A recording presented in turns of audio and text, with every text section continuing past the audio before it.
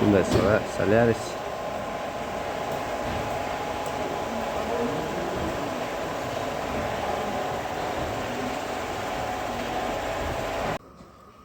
Karashka.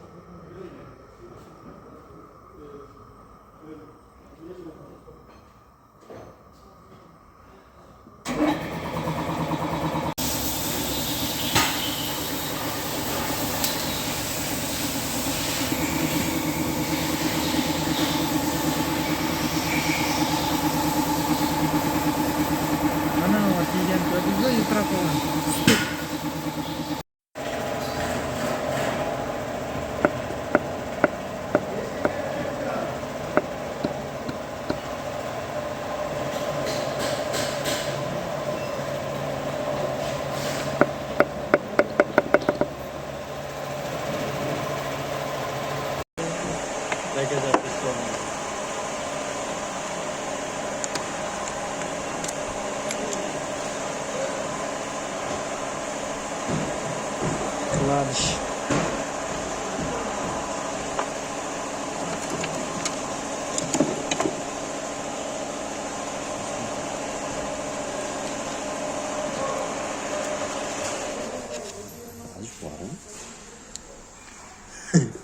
Kıvadı şeyler kız.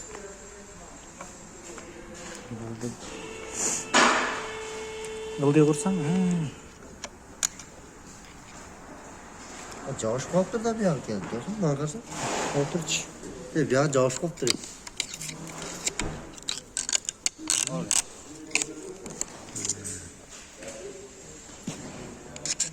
Ne bu?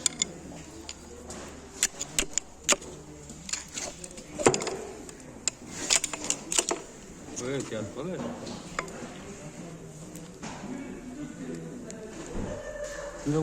Bunda bu olsa gerek ya böyle. Josh koptu cürek var.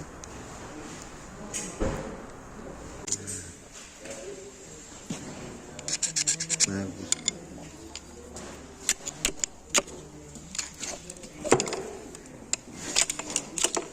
Evet ya kolay.